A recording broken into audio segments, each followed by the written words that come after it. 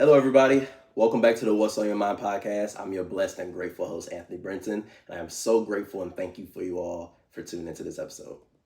Today, as the title reads, I just want to discuss just exactly what a culture vulture is and the sort of detriment it could have for the Black community and for Black entertainment as well.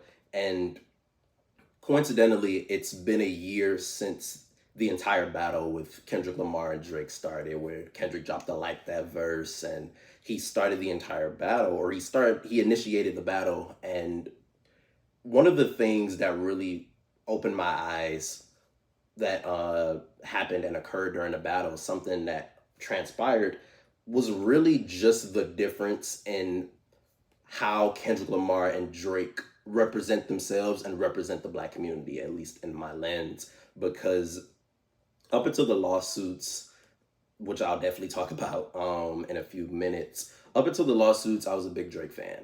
I was someone who felt that Drake was a very versatile artist, and whether he had assistance in the writing or not, he could rap really well if you need him to. He can make a hit if you need him to, and he can collaborate with anybody if you need him to. But as Drake's career went on, and especially once the battle emerged, something that was pointed out and Kendrick really strategically poked at was how Drake has been a problem for the Black community and for the rap community. In the third verse of Not Like Us, Kendrick talks about how Drake has the slave lines. The exact lyric goes, doom. Oh, I'm thinking of the wrong instrumental from TV off. They not like us. Once upon a time, all of us was in chains. Homie still doubled down, calling us some slaves.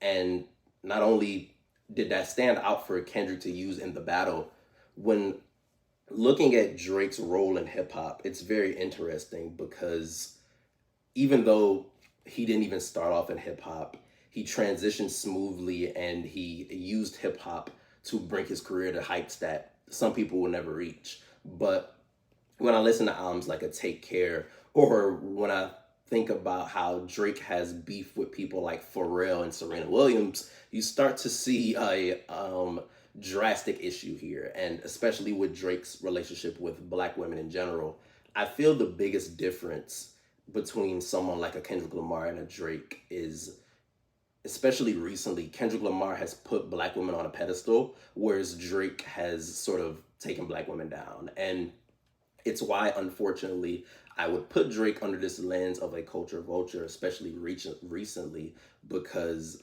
he's had multiple lines about American slaves, whipped and chained you like American slaves. I mean, rapping like you trying to get the slaves free when you talk about Kendrick Lamar. And at the time of those lyrics, at least for me, I didn't really think in depthly as to how problematic lyrics like those could be. And especially when Drake goes out on a limb and denounces hip hop and says hip hop is in a weird place right now, goes on a stream with somebody like Aiden Ross, who's, while I don't watch his content, someone who's,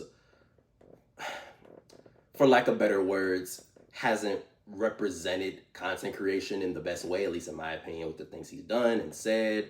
Aiden also agreed, to my knowledge, if I'm not wrong, that he's someone who also just felt hip hop is in a weird place. And for Drake to be someone who's from Canada and someone who initially isn't part of the culture and came into the culture, when you have multiple moments where he's degrading Black women, talking about how Serena's husband is a groupie for no reason, and sort of constantly portraying this, especially recently, anti-culture movement. Whereas Kendrick Lamar, before I even started this video, I was listening to Luther, and I've had the take that that song is probably one of the best R&B songs in the last 15, and if I want to push it, 20 years, but I know that'll trigger some people in the comments, especially people older than me. But while it may have obviously been strategic with the beef going on between Kendrick Lamar and Drake, I love how Kendrick Lamar has put Black women to the forefront. He's brought SZA on tour. One of his biggest songs from the GNX album includes SZA and includes SZA on multiple tracks even. And it was very eye-opening that Drake chose, and this isn't the first time he's done this, Drake chose to make targeting a black woman his main strategy in the rap battle, where he talked about how Whitney may have did infidelity and cheated on Kendrick Lamar. Kendrick Lamar's kid's not his. He called Whitney a B word. He called Whitney a bitch many times. Shake that ass, bitch. Hands on your knees. Like, it really drove home this eye-opening thing that Drake low-key might be a misogynist. Like, misogynist or narcissist or whatever ist word you want to add. It's very eye-opening to unfortunately see that Drake has really been something that's taken away from the culture, rather than instead of adding to it. And one of my favorite lyrics I've ever heard in hip-hop, and my favorite lyric from the GNX album, is when Kendrick Lamar says, "Don't let a white comedian talk about a black woman, that's law." And while Drake is someone who, especially recently, whether it's suing after a diss track, and even though he did the exact same things to Kendrick Lamar in Family Matters and initiated the diss tracks and push-ups, and in an AI track expressed that, oh, talk about how you like little girls, Kendrick. Like, even though Drake did all that and made himself look pretty foolish, one of the main topics and talking points for this video would definitely be someone like Andrew Schulz. Unfortunately, again, I was someone who was previously a big fan of Andrew Schulz. He was someone who, at the time, I viewed him as someone who openly spoke his mind, as someone who also is a podcaster. I looked at Andrew Schulz as someone, especially with his title being called Flagrant, his content and the way he did his interviews felt very natural, felt very at home. And it was disappointing to see Andrew Schulz's reaction to the things that Kendrick Lamar said in his diss track, because, or in, excuse me, in Whacked Out Murals, you can consider it a diss track, from GNX. And first of all, it was so funny to me because Kendrick never specified who he was talking about. He just literally said, "Don't ever let a white comedian talk about a black woman. That's law." And Andrew Schulz, again, content creator, comedian, he's went on his platform to say that he would quite rape Kendrick Lamar if he needed to.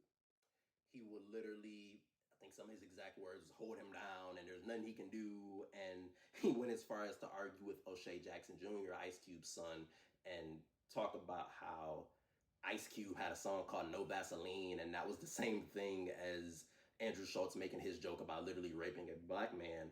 And there's a term, I think it's called buck breaking or something like that, where white slave owners would literally, I mean, do your Googles if you need to. I don't want to get demonetized from my own first video, but it really was telling to really hear a non-person of color talk about how they would sexually assault another black man just from him speaking on black issues.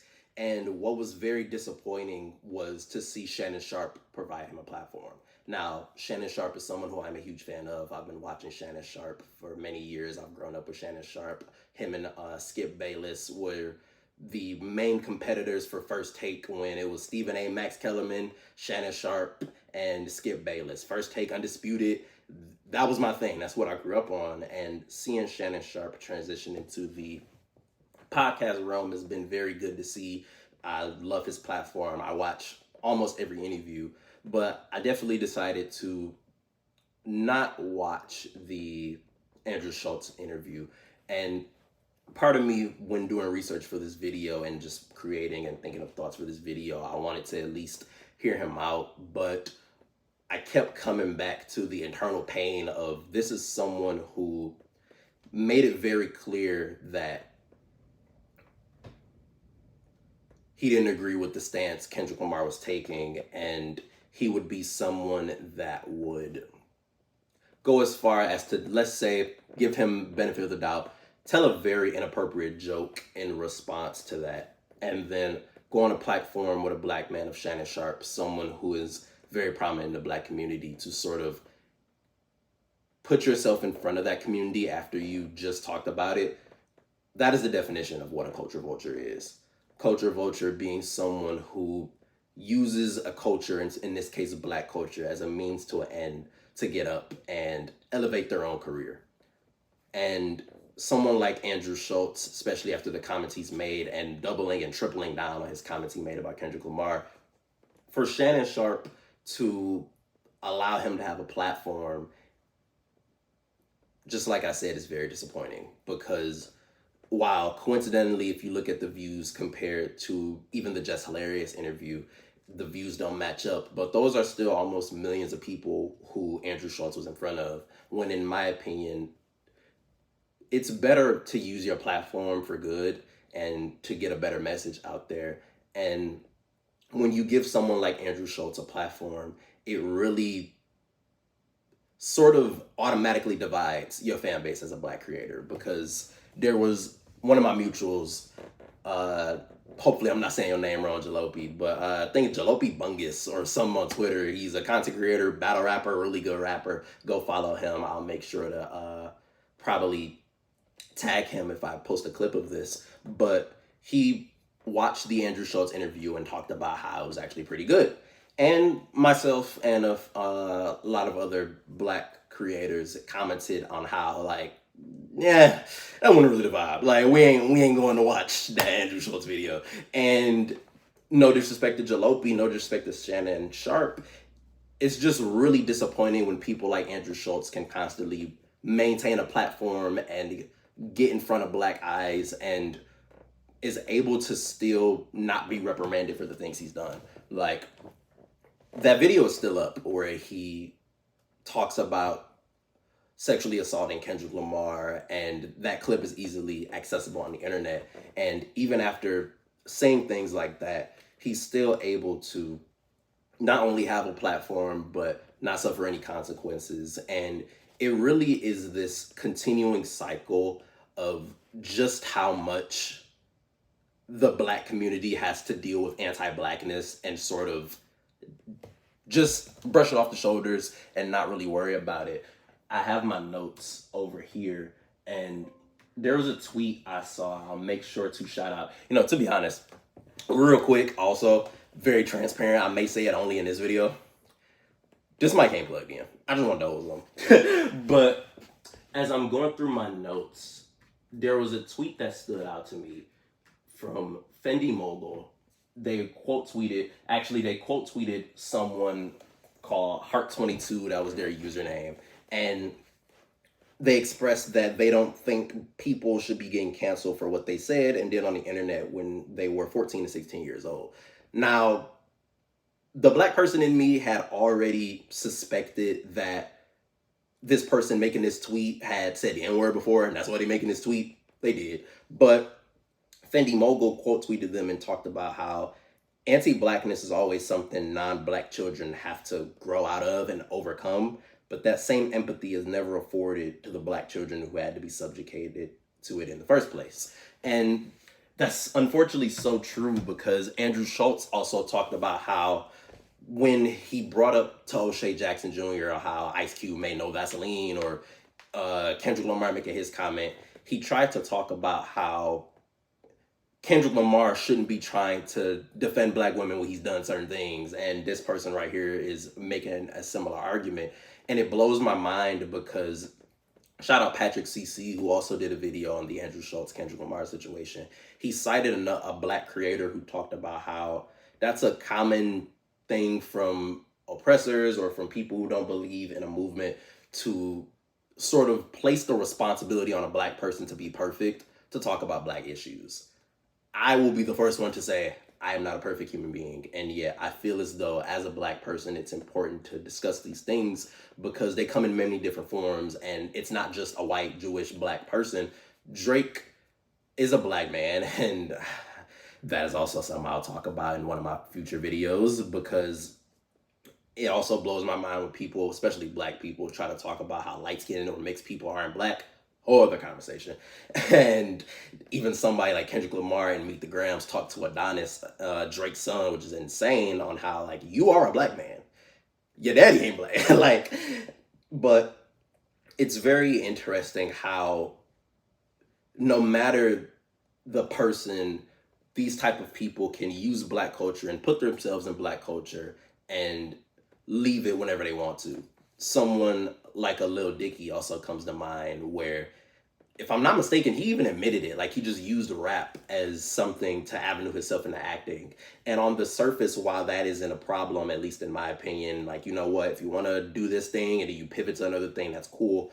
But when you take of the history of what hip hop has meant to Black people and what rappers have done for hip hop and for the Black community, and when you see a white artist who comes into hip hop one moment and leaves another, it sort of just leaves a bad taste in your mouth. Like, Post Malone is also another someone that I would cite as someone who, I mean, we literally let him get away with calling himself White Iverson, and yet now he making country music, and it's just like, this constantly keeps happening, and we as a people keep allowing it. Another person, Tommy Richmond, I never represent, baby. Like, that was my junk. I ain't gonna lie. And then I see him on Twitter, bold as day, I am not a hip hop artist. But your biggest song was a rap song. And then he went to go, after that, make another rap song. Like, it really, like I've said so many times, it's just mind blowing how we can constantly, as Black people, we could be the model and blueprint for everything. We could have the clothes, the hair, the body, the entertainment, the talent, and it's deemed as demonic or evil or ghetto or woke when we live in these things and thrive in these things. But when someone outside of our community does these things, oh my God, that's so innovative. Like, I can't, but like, they really try, and shout out to Travis Kelce, they really tried to give the fade to Travis Kelce. Like, and shout out him, because he was one of the first people to be like, no, this is just a regular haircut. They called the fade a common Black hairstyle where you just cut off all your hair, you got the taper side of your hair tapered and cut. They tried to call that hairstyle the Travis Kelce. And episodes like these are what I'm recording as why it's so important. Examples like that are as why this episode is so important, because it's very easy to lose receipts and lose the plot and lose the understanding as to where a lot of these things came from. And another person that I want to discuss in this episode and in this discussion, coincidentally being one of Drake's soul fans, biggest stan, biggest meat rider, DJ Academics, where his whole idea and his whole thing was profiting off Black Death. If you aren't familiar with DJ Academics, he is a content creator who got his big break with the channel War on Chirac. And he did a lot of coverage on pretty much the Chicago killings that were going on from, I think, the early drill days, covering people like Lil Durk. And by the way, wow, just like I mentioned about Clarence Thomas, Candace Owens, people like Lil Durk and King Von can also get their own videos and own episodes, because they've been just as problematic to Black culture as the DJ Academics, the DJ Vlads that I'll talk about, the Drakes. But they literally killed other Black people. So, whole other discussion for a different day. With DJ Academics being someone who capitalized on Black death and pivoted to the content he is now, it really just continues to put this bad thing in the Black community and the atmosphere. Because DJ Academics is a Black man, but not only did he blow up using Black culture and he just talking about the worst parts of Black culture, he still has a platform and still is someone who talks badly on Black women, has put his hands on women before, got into arguments with a lot of Black figures, and he never seems to understand just the problem he does with creating the audience he does and the way he does. Because as you can probably tell, I'm not a fan of DJ Academics at all. I've called him out on previous episodes of mine before. And whether it be him saying and talking sexually to little boys, yes, that's true. So I called him Acadiddy. Shout out Screwface John. War on Chirac. And even currently, during the Drake battle, he tried to, so weird, defame Kendrick and take Drake's side. And it really just opens my eyes to people like him and a Trap Lord Loss and a DJ Vlad, where they focus on the worst parts of Black culture and call themselves hip-hop analysts and hip-hop journalists. And as somebody who's attends Michigan State and is very close to getting their bachelor's degree in journalism, it's very disrespectful for people like DJ Academics and Trap Lord Ross to call themselves hip-hop journalists, at least in my opinion, because I heard FD Signifier say this as well. He said he heard it from somewhere else. They're just Google snoopers, where they, especially a Trap Lord Ross, one of his biggest videos is calling King Von a serial killer.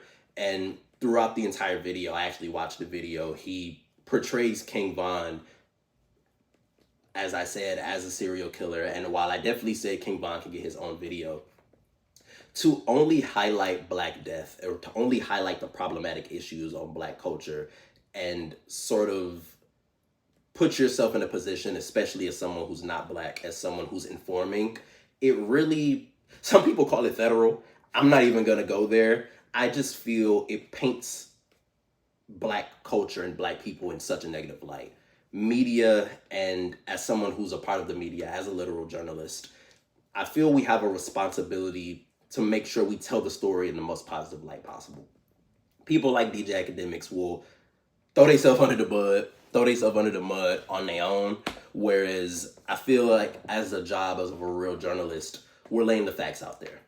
Unfortunately, it is a fact that Academics has talked sexually to kids. Unfortunately, it is a fact Academics started his career on the War of Chirac, and for long as he did, still been a bad figure in the Black community. And those are not only our facts, those are things that they are constantly still doing. You have a DJ Vlad who, if you're not familiar with someone of a DJ Vlad, similar thing, content creator who's, at least in my opinion, when you watch his content, it only highlights the bad parts on the Black community.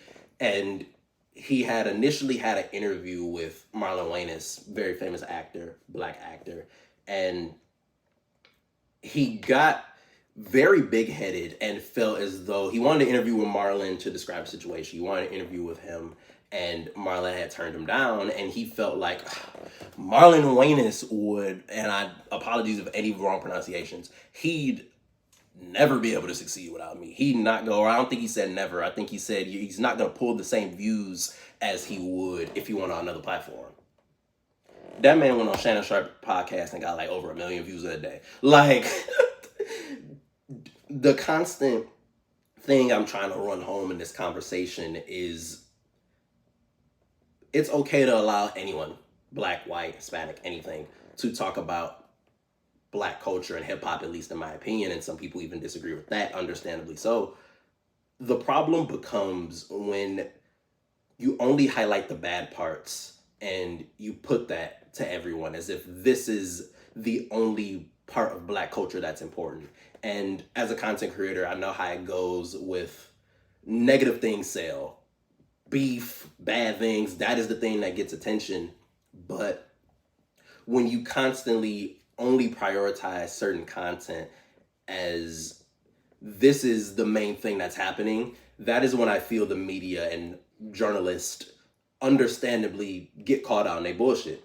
Whereas you have people like a Screwface John, a Company Man, a Curtis King, when they make content such as Culture United, you see on Twitter they get called dick riders and Kendrick meat suckers and all that type of thing. But when you pride yourself on being a Drake fan or pride yourself on being someone who is okay with the things that they portray, it at least opens my eyes to just the cultural divide and what people feel is important and what people feel isn't important. Because this constant issue of the DJ academics, the DJ Vlads, the Trap Laura Ross, Drakes, they constantly create more and more versions of them to where someone else I'd want to talk about, another creator of What's the Dirt, he's someone who made content and blew up primarily around the Drake Kendrick beef. And he ended up making a video on Family Matters where he in-depthly broke down Drake's Family Matters to where he, not kidding, he talked about how Drake is 37 years old and he said nigga, the N-word, 37 times to showcase his blackness. I'm gonna let that sit for a minute and leave that there. And afterwards, he got into a situation with the company man who is another black creator. He called What's the Dirt out for some of those comments. And on Twitter, he had, and when I first read the comment, or I first went to video, because he went on Twitter and posted this, I didn't even hear him do this. Company man had expressed in the video that he doesn't say the N-word a lot. So for What's the Dirt to talk about how Drake using the N-word is a symbol of black culture and is something that is important to black people. Crazy, by the way. And he had Company Man stated, hey, he does use the N-word a lot. What's the Dirt was like, haha, I can tell. What do you mean you can tell? Like, how can you tell that? How can you tell when another black person, just from the way they speak or the demeanor they have, you can tell they said the N-word a certain amount. Like, that blows my mind. And it really showcases how if we continue to allow people like this in our community, they will constantly just really suck. And unfortunately, these are people with very huge platforms. I am someone, this will be my first YouTube video published other than my intro, and they have way bigger platforms than me. They could have their fan bases come at me or whatever. And while again, like I state, I'm someone who also wants to blow up on social media and blow up on the internet. The problem isn't them starting the platform. It's how they're using the platform, how they use the platform. And unfortunately, when we have someone like a Shannon Sharp who invites those type of people in, it creates and continues this cycle of black culture and hip hop being something that's used as a toy or used as something temporary when it's, as I've stated, something that's very, very important. I'm a very big Screwface Jean fan, and he talks about protecting hip hop culture and how he feels, and I also agree, hip hop is a sport. On how, if you look up the origins of hip hop and rap, it was made for an avenue for black people to be able to tell their stories. You have people sometimes, especially people who aren't black, they complain on how rappers use the N-word a lot, or how it's just, I've heard people say mainstream rap is just violence, killing, and sex.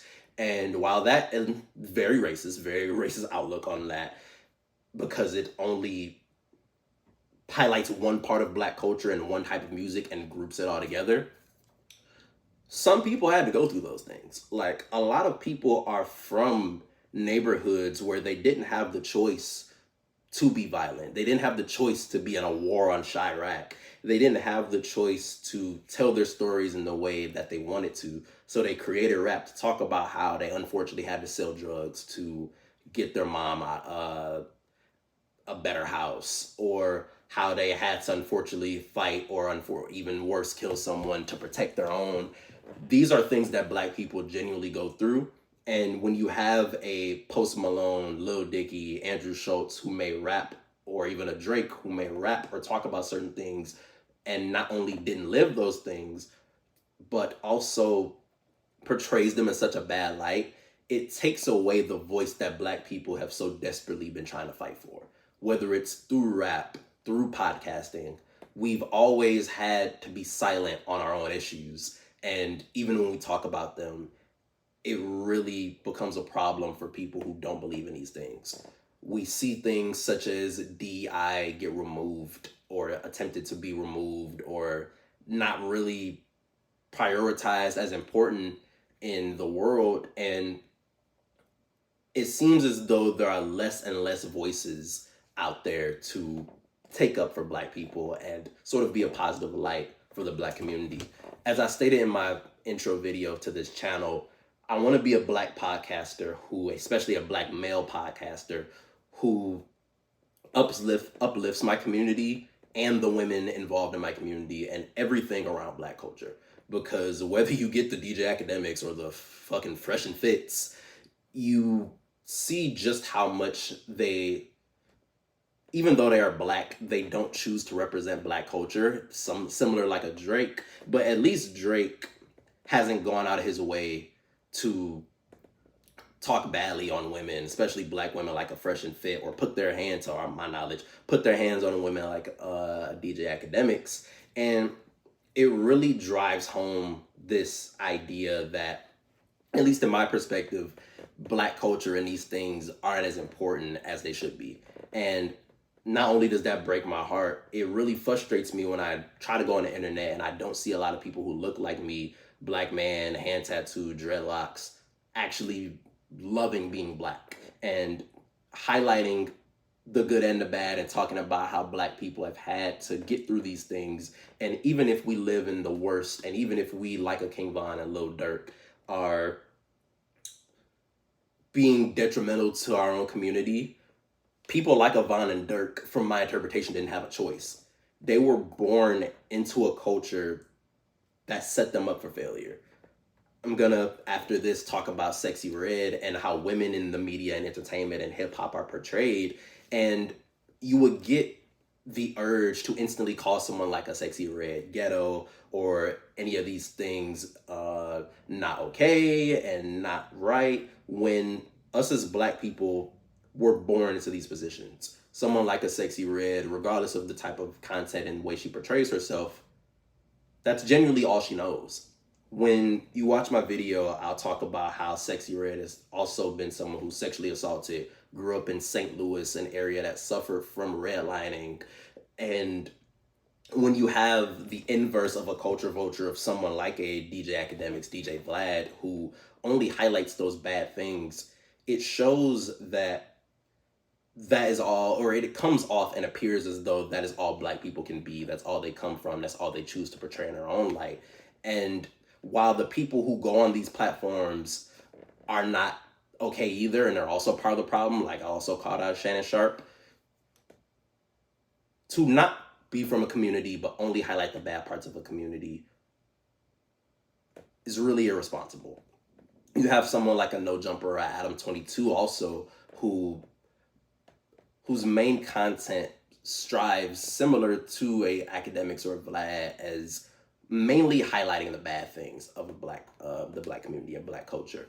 And as I go through this discussion and talk about these things, it really, as I stated earlier, it becomes very divisive, because you have people who really want to be prominent figures of black culture, but instead these are the eyes that are getting talked about.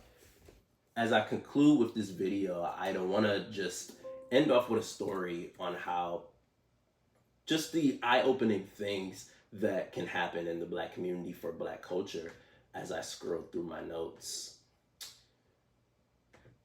Oh, matter of fact, before I even tell that story, as I end this video off and transition into the next video after this should be the Sexy Red conversation,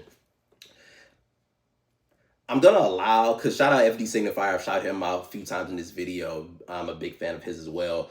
I know he's gonna do a Tyler Perry video at the end of the year, but I just also want to join the conversation and say that I genuinely would include Tyler Perry in this conversation of culture vultures, and most likely in my next video, someone who's portrayed black women and black people in the poorest light. And somebody called, I forget who it was, I think it was FD Signifier, he also called Tyler Perry colorist. And when he said that, I thought back on like, yeah, that is correct. Like, Tyler Perry is someone who mainly got on, and his biggest thing, at least to what he portrayed, is how black women are the scum of the earth. Like, he went on another podcast, I think a year or two ago, talking about how black women should settle. They should be able to take that man with lesser money or some bullshit like that. And when you have someone like a Tyler Perry who's a black man, but only puts out there the worst for the black community. And I'm a Medea. Medea is my shit. Like, I'm a big Medea fan. I'm not gonna sit here and act like I didn't grow up on Tyler Perry media either. But growing up older and realizing that that's pretty much majority of Tyler Perry's content is making black women crazy, single, how she has to submit to the black man, or how the black woman is crazy and the black man is so successful. And this has been a constant trope in media where somebody pointed out Claire Huxtable from the Bill Cosby show. She was a lawyer, but was never really shown being a lawyer. She was just shown being a mom, and someone older than me would definitely be able to better discuss the Cosbys. And that, again, whole other video that FD Signifiers made. Shout out his channel, go to his content. When we have these, it's bad enough when people that aren't black are talking bad and portraying black culture in a bad light. But when people like a Tyler Perry's main content only surrounds around black women being the root of the problem, it sort of, in my opinion, gives the what's the dirts and those people the confirmation bias that they really know black culture when they really don't. And unfortunately, even people from our culture don't know or value the sort of important roots of our culture, and they sometimes want to align themselves with what they feel is okay. And I was at work and I was overhearing a discussion on how like they were trying to get money and they were trying to work hours to get rent up. And I came over and joked and like, yeah, hey, shit, rent, money is due, money is funny. But we talking, and the conversation went on, and then one of the managers who was white came up. They had started speaking, and one of the employees started overly cheering them, like, you the man, you the man. And he had kept saying that, and another person had walked up to him and was like, you glazing, bro. Like, you keep talking about how he the man and stuff while he talking. And the manager was white. The manager was white. There was another young man, I don't know if that's S&D, and then the person I'm talking about currently is black. And they had said to the person who had told them they were glazing, like, dang, I'm just trying to get some of that white privilege. And I looked over like, or no, he had said, hey, I'm just trying to get what a white man is, And I had looked confused at him, and I was like, and I forget what I said, but he had just said back to me, like, you don't want white privilege? And I was like, no. Because while I definitely would want equal opportunity from people who are of higher status, the idea and concept of being privileged, and specifically white privilege, it really rubs me the wrong way, because it sort of puts out there that black people can't have that same notion. It just has to be emulating to what the white standard is. And it's why when we have these conversations on culture vultures or these things, it really just gives a bad portrayal to everyone, because everyone isn't like an Andrew Schultz. Everyone isn't a What's the Dirt. Everyone isn't a DJ Academics. But it really sort of tears apart the idea of what black culture is supposed to be, and people who aren't black showcase what they feel black culture is to them, and it usually is always the negatives. And just as I end this video and this conversation, I just want to reiterate that I want there to be more black voices out there, more black voices that talk about the positives of the black community. And as I stated in the beginning of my video, I am so grateful for any audience that I can build. As I've made it clear, and as you'll see from my content, this is some of my first videos ever made. And I want to look back on conversations like these and hope that the people I talked about in this video do a little better. But I want to continue being a prominent voice for the black community. And I'm so grateful, and I thank everyone who is tuned into this video. And I'm just another man with a microphone just like everybody else. I'm just living my dream. I'm in my own apartment, struggling financially, thinking of when the next meal coming, and yet I have faith that not only I, but anyone watching this video can do the same thing I'm doing. Set up your phone, record yourself, and trust me when I say you genuinely will be making a difference, because there are many people out there who are drama creators who talk about the bad, and being someone like myself who has dreamt of being someone on the TV and a content creator, I really just want to not only thank my audience one more time, but tell you guys that you can do it too. Y'all can be you content creators. I talk to some of my friends who I feel are better creators than myself, who don't post this consistently, and tell them that they're the ones who could be big. And I'm just genuinely hoping that I could be similar to an FD signifier, or be someone in the Black community. When you look up their content, when you think of them, you can realize that they are someone who cares. And just one more time, it feels very humbling to even be in front of this camera, because I can't believe people would actually care to hear my voice or watch me. And thank you guys. I really appreciate you tuning into this conversation. And if you ever get a chance, tell me what's on your mind.